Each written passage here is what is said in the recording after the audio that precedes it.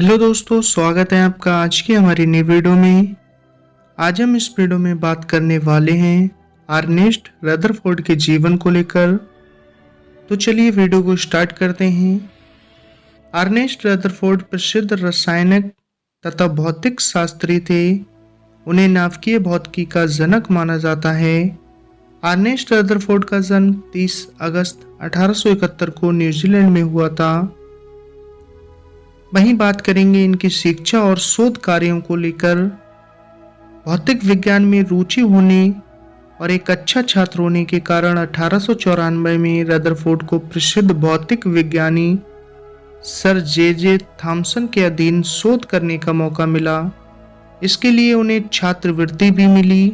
1898 में कनाडा के मैकगिल विश्वविद्यालय में भौतिकी के प्रोफेसर रहे और 1907 में इंग्लैंड मैनचेस्टर विश्वविद्यालय में भौतिकी के व्याख्याता हुए।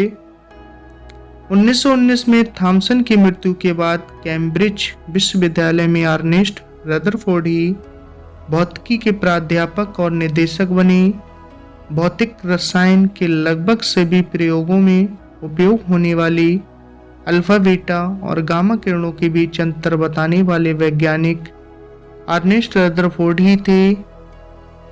न्यूक्लियर फिजिक्स में अर्नेस्ट रदरफोर्ड के योगदान के लिए 1908 में उन्हें नोबेल पुरस्कार से सम्मानित किया गया। अर्नेस्ट रदरफोर्ड के परमाणु संरचना के सिद्धांत से पहले पदार्थों में परमाणु की उपस्थिति का पता तो चल सका था, किंतु परमाणु के बारे में जो जानकारी थी उसे आगे करती थी अर्नेस्ट रदरफोर्ड के किए गए प्रयोगों ने। वहीं बताना चाहूंगा रदरफोर्ड का प्रकीर्णन परीक्षण।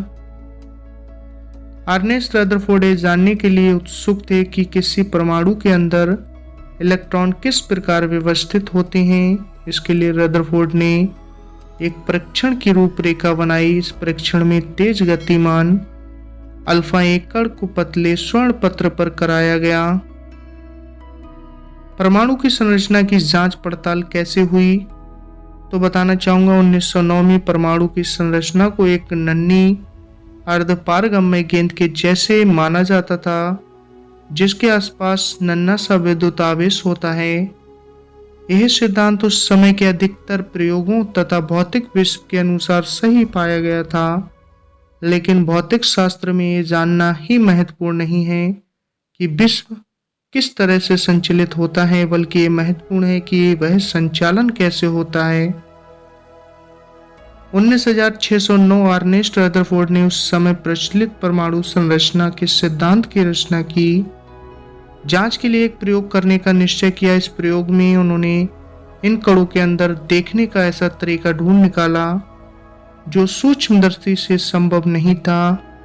डाल्टन के बाद वैज्ञानिक थॉमसन एवं रदरफोर्ड के प्रयोगों में सुधार किया गया। उन्होंने स्पष्ट कर दिया कि परमाणु अविभाज्य नहीं है, बल्कि ये छोटे छोटे आवेशित कणों पर मिलकर बना है। 1895 में सब सैमसंग ने परमाणु के अंदर उन आवेशित कण की उपस्थिति प्रमाणित की। उस समय तक परमाणु के अंदर उपस्थित पूर्ण आवेशित कणों के लिए कहा गया था कि ये कारण परमाणु के अंदर बिखरी हुई अवस्था में ठीक उसी प्रकार रहते हैं जैसे बूंदी के लड्डू में इलायची के दाने।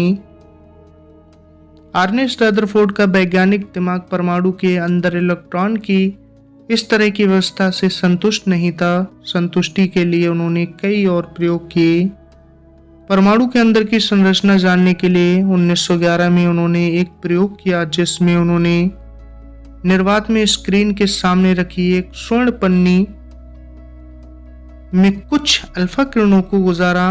प्रयोग के परिणाम आश्चर्यचकित करने वाले थे। परमाणु के बारे में अब तक प्रचलित सिद्धांत के अनुसार अल्फा कणों को गोल्ड फाइल के पार स्क्रीन पर एक ही जगह जाकर टकराना चाहिए था, किंतु रदरफोर्ड ने देखा कि कुछ अल्फा कण गोल्ड पाइल से टकराकर भिन्न भिन्न कणों पर प्रचलित होकर वापस आ रही थीं और कुछ उसके पास भी निकल रहे थे।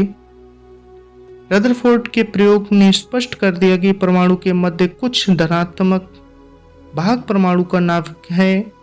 इतना भी अपनी ही परमाणु का समस्त द्रव्यमान केंद्रित रहता है। एम इलेक्ट्रॉन इसी धनात्मक आवेश के चारों ओर व्यवस्थित रूप से घूमते रहते हैं। वहीं बात करूंगा इनकी मृत्यु को लेकर। रदरफोर्ड की 19 अक्टूबर 1937 को 66 साल की उम्र में मृत्यु हो गई। उनकी खोज और उनके आविष्कार आज के युवाओं को प्रोत्साहित करते हैं। तो दोस्तों, कैसे लगी आपको मेरे द्वारा बताई गई जानकारी अर्नेस्ट रदरफोर्ड के जीवन से संबंधित?